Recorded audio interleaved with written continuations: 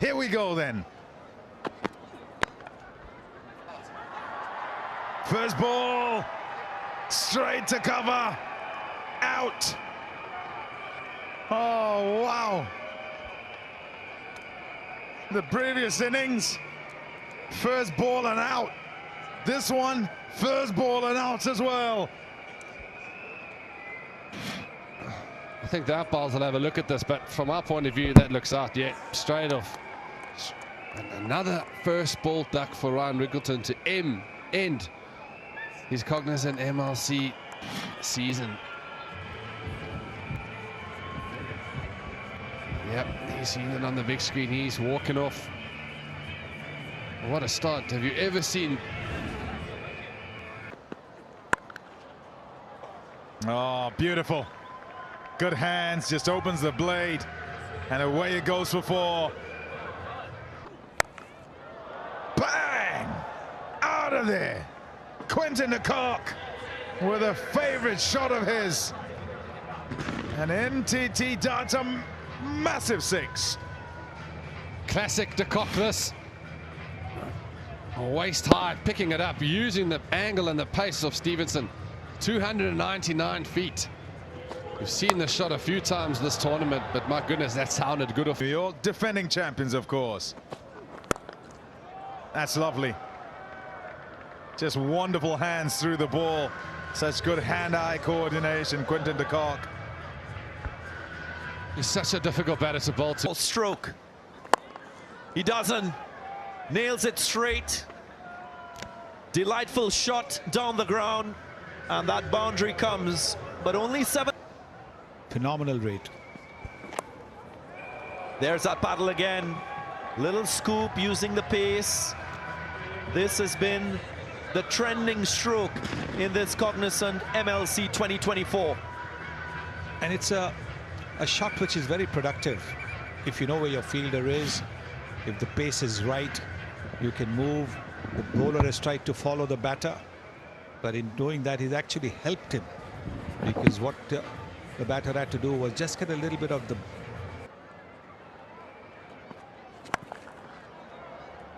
in front of square, with enough pace to beat the fielder in deep backward square. So another boundary for Jayasuriya. This is good. Personal fitness. So whether I think whether I'm playing or not, whoa! I think whether I'm excellent catch there, taken in the deep. We're gonna go back upstairs and come back to you, DJ. Stevenson with a bit of brilliance in the outfield, was struck firmly in that deep mid-wicket region. Just set himself nicely, had a strong base, and in it went. So the partnership is finally broken. Courtesy a delivery from Savage. Yes, and the fielder was, you could see, a little bit inside because of the length of the boundary. Jayasuriya has 24 of 27, 2 down, 52 now. This September, bake like lives depend on it. Host a Macmillan Coffee Morning and help us do whatever it takes to help people living with cancer. Let's do it any way we can. Let's do it for Dad.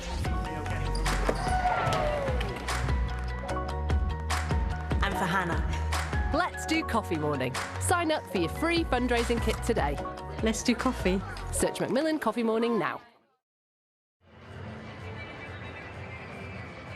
This is a man that can do a demolition job with the bat.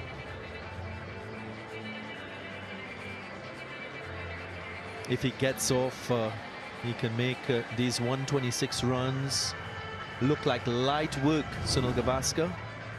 Yes, he hasn't yet struck that kind of form so far. So maybe this, which is the last game for the Oreas, might be the game for him to show what he usually does. Not quite off the middle of the bat. And Stevenson was standing a little bit inside because of the length of the boundary. Pouches that.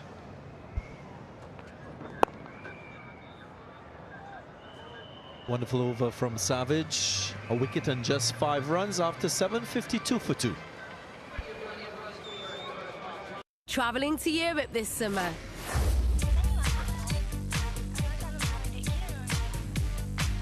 Whether you're off to Parma or Paris, in just a few taps, you can set up a travel account in the NatWest app and swap pounds for euros on the go. So you can shop like a local with fee-free spending.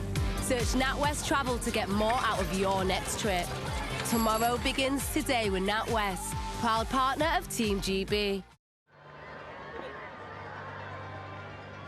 Another very good start by Jayasuriya, not being able to carry on and produce maybe a big 50.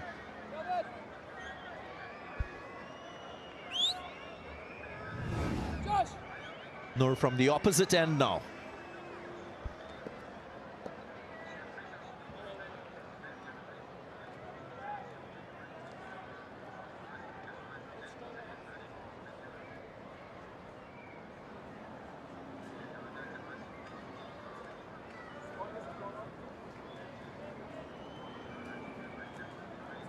Quite a conventional field here for Noor Ahmed. 3 deep fielders leg side. There is a long off and a deep cover.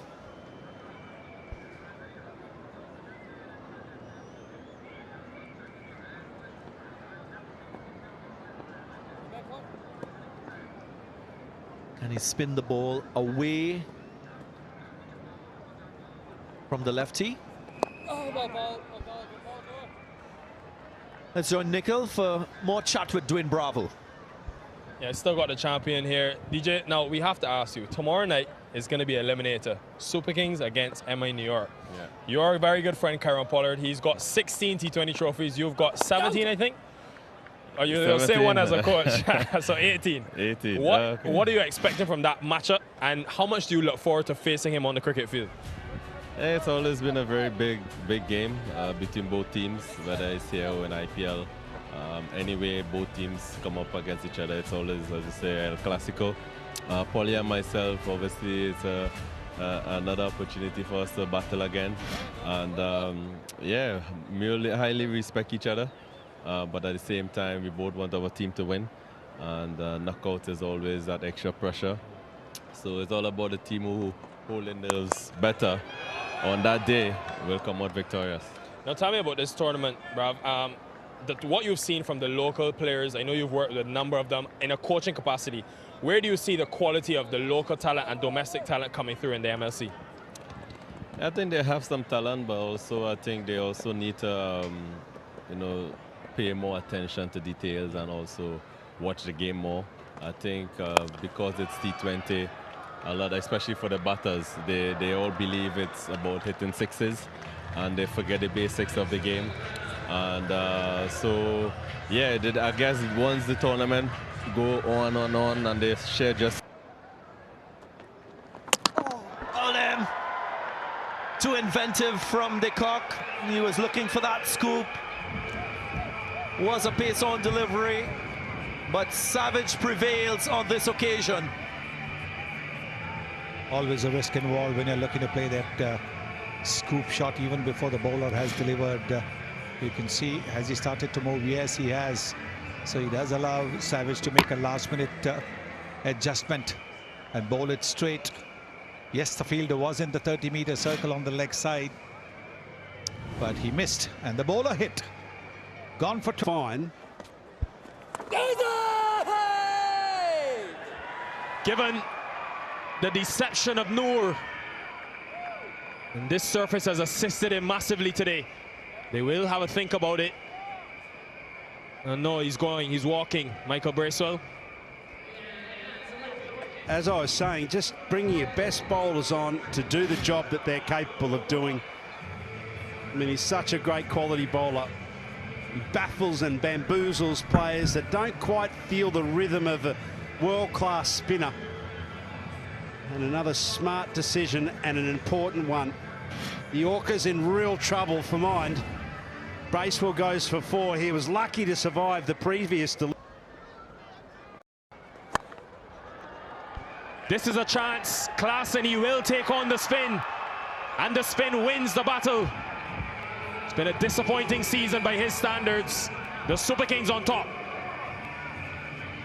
Yeah, correct. Hasn't even reached 100 runs in this MLC 24. And a strike rate accordingly as well. really sub where we normally see Klaassen being at. You must imagine it would have been a huge campaign at the World Cup. He's come out here with high expectations which haven't been reached. Mitchell Santner, though, let's not discredit his work as well in this. Klaassen gone for 4. It's 67 for 5. It's Kimo Paul. How about that innovation to start? What a way to get off the mark. It's so risk and reward, isn't it, T20 cricket? You know, when you think about brown or black in some cases. And so the difference between the seam and the actual outside of the ball becomes a little more tricky. That to me is more challenging. Dragged that from outside off and managed to split the fielders on the onside. 4 runs. Kimo Paul bowled him straight through. Noor with another. As he went round the wicket, coming across the umpire,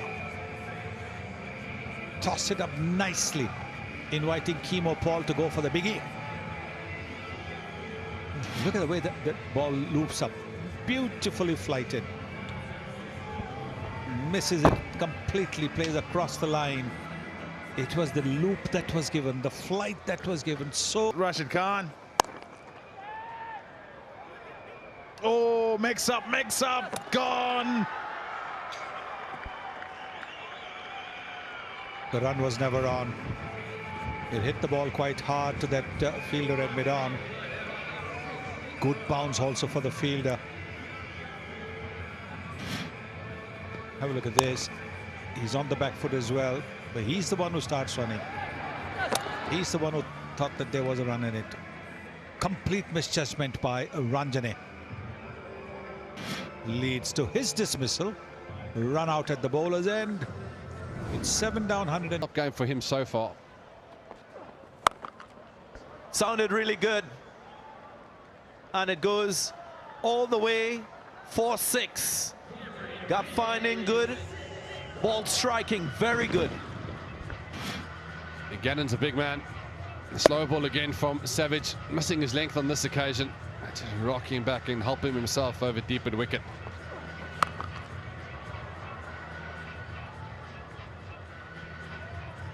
Made an attractive sound off the back. That is in the gap as well. Chase for the fielder. He doesn't win. Ball wins on this occasion. Very good start to the over. 11 already from 3 balls. Cut with power. And the fielder doesn't get around in time, so boundaries starting to flow. A little rhythm and partnership building here. This is a wonderful shot from Ali Sheikh. Bartman coming around the wicket. Off-pace delivery again. It was a good effort on the boundary. You probably feel that you probably do this, the slide on the ground there, get your body behind the ball. He's gone for the pick up and dive. Peels off the outside edge. It should go to the fielder. And he completes the catch. Marcus Stoinis on the edge of the boundary line. You felt for a moment it was going to go for 6. But it gives Bartman a second wicket. Further trouble for the Orcas.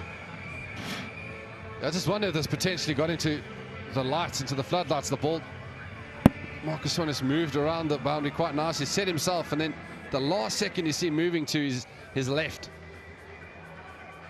And just managing to keep himself in. He's got a big frame, does Marcus Stoinis. So that's good work from the big man. But Gannon's got to go. That's good bowling for Bartman. Gannon goes for 7. Orcas now 131 for 8. Short. And there is another catch. Stoinis making no mistake. 2 wickets in the over so far for Bartman. And the end is very close for the Orcas. That's so good from Bartman. Batter probably expecting that full Yorker delivery that he's gone to on the last 2 previous deliveries. So going for the short ball.